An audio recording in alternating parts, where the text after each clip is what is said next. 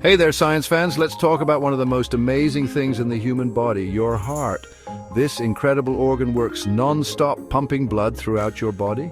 But did you know that the heart starts developing very early on, even before you're born? It's true.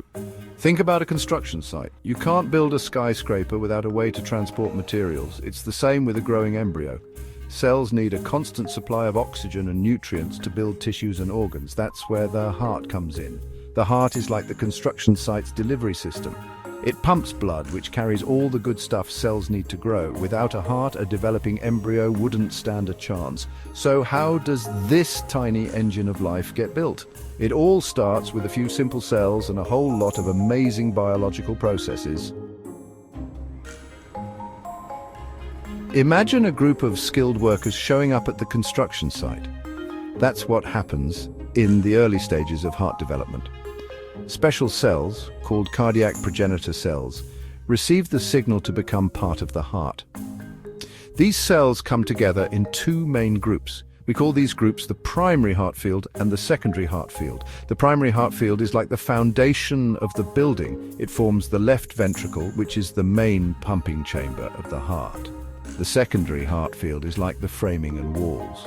It forms the right ventricle, the atria, the heart's upper chambers, and the outflow tracts, which connect the heart to the major blood vessels. It's incredible how these two groups of cells work together to build the heart's basic structure. Now let's talk about tubes. In the early embryo, the primary heart field forms two tubes that run side by side. Picture two garden hoses lying next to each other. As the embryo develops, these tubes move closer and closer together. Eventually, they fuse to form a single tube called the primitive heart tube. Think of the two garden hoses being zipped together into one. This tube is surrounded by another layer of cells, forming what we call the endocardial tube. This tube will eventually become the inner lining of the heart. Pretty neat, huh? Here's where things get really wild. The primitive heart tube doesn't stay straight for long. It starts to loop and bend, like a snake slithering through the grass. This looping is crucial because it positions the different parts of the heart where they need to be. The top part of the loop will become the atria, while the bottom part forms the ventricles. This ensures that blood flows in the right direction. Imagine trying to pump water uphill with a hose that's all twisted up. It wouldn't work very well. The looping of the heart tube is nature's way of making sure the plumbing is set up for success. Section 5, walls and valves, dividing the heart's chambers. Next up, we need to divide the heart into its 4 chambers. This is where structures called septa come into play. Think of septa as walls that separate the rooms in a house. The atrioventricular septum divides the atria, the top chambers, from the ventricles, the bottom chambers. This septum is formed by the growth of special tissues called the atrioventricular cushions. The interatrial septum divides the right atrium from the left atrium. This septum starts as a thin membrane called the septum primum. Later, another membrane, the septum secundum, grows alongside it. These two septa work together to ensure that blood flows in the right direction. Finally, the interventricular septum divides the right ventricle from the left ventricle. It's amazing how these different septa form and work together to create a fully functional 4-chambered heart.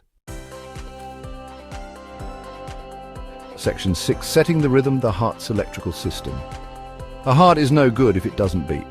The heart has its own built-in electrical system that controls the rhythm of the heartbeat. This system includes a group of specialized cells called the sinoatrial node, often called the heart's natural pacemaker.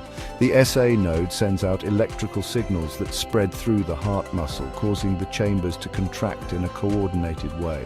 Think of it like a conductor leading an orchestra. The SA node is the conductor, and the heart muscle cells are the musicians. Together, they create the symphony of the heartbeat. Section 7. When things go wrong, congenital heart defects.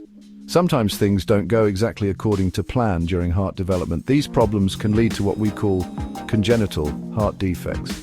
These defects are present at birth and can range from mild to severe. One common defect is a hole in the septum between the atria or ventricles.